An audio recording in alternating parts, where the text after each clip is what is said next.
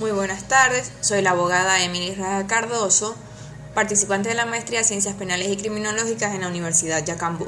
En esta oportunidad trataremos sobre los diseños cuantitativos de la investigación. Existen numerosos tipos de investigación cuantitativa según el tipo de clasificación que se estudie. En este caso específico a continuación se basa en la posibilidad que tiene el investigador de controlar la variable independiente y otras situaciones del estudio, entre las cuales distinguen las investigaciones experimentales, cuasi experimentales y no experimentales. Las investigaciones experimentales. Este tipo de investigaciones consiste en la manipulación de una o más variables experimentales no comprobadas, con condiciones rigurosamente controladas con el fin de describir de qué modo o por qué causa se produce una situación o acontecimiento particular. Entre las características de estas tenemos que es una reunión de sujetos en grupos equivalentes.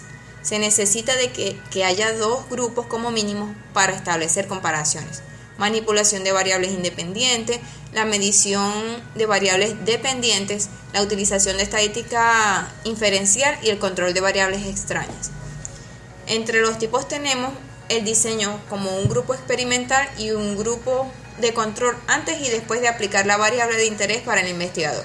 Este diseño constituye la forma clásica de la investigación experimental.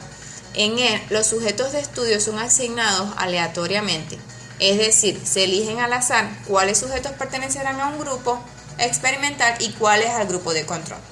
El segundo tipo es el diseño con un grupo experimental y un grupo de mediciones solo después. Este diseño solo se diferencia del clásico que acabamos de mencionar en cuanto por alguna razón o impedimento no se hacen mediciones antes de la variable dependiente en ninguno de sus dos grupos. El tercer tipo es el diseño de dos grupos apareados con mediciones antes y después. Este diseño resulta ser una variable del diseño clásico en cuanto consiste en aparejar los sujetos que constituirán el grupo experimental y el grupo de control, con la finalidad de eliminar o disminuir al máximo las diferencias entre ellos, logrando así mayor precisión al momento de analizar los datos. Las investigaciones cuasi experimentales. Este tipo de investigación cuantitativa resulta apropiada en situaciones naturales, en que no se pueden controlar todas las variables de importancia. Su referencia con la investigación experimental es más bien de grado, debido a que no satisfacen todas las exigencias de esta área, especialmente en cuanto se refieren al control de variables. Por medio de este tipo de investigación podemos aproximarnos a los resultados de una investigación experimental en situaciones en las que no es posible el control y manipulación absoluta de las variables. Uno de los tipos de investigaciones cuasi experimentales es el diseño con un grupo de control no equivalente, utilizado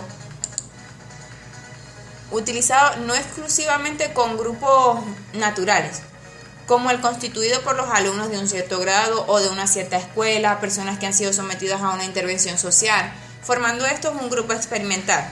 Y el grupo de control se forma con sujetos no elegidos al azar, que tengan características muy semejantes a los sujetos del grupo experimental. El segundo tipo es un diseño de series cronológicas.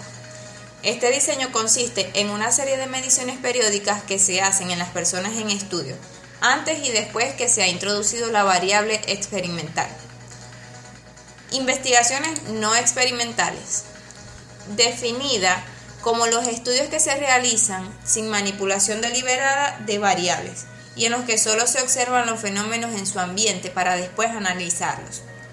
Entre sus características encontramos que estudia lo ya existente, se realiza sin manipular deliberadamente las variables, observa los fenómenos en su contexto natural para después analizarlos, no se constituyen situaciones por parte del investigador educativo y la investigación se basa en la recopilación, interpretación y análisis de la información secundaria. Los tipos de estas investigaciones no experimentales son dos: la investigación transaccional o transversal. Esta recolecta datos en un solo momento, en un tiempo único. Su propósito es describir variables y analizar su incidencia e interrelación en un momento dado. La investigación longitudinal, los cuales recolectan datos a través del tiempo en puntos o periodos especificados, para hacer inferencias respecto al cambio, sus determinantes y consecuencias. Terminando así, muchas gracias, espero haya sido de su agrado. Hasta la próxima.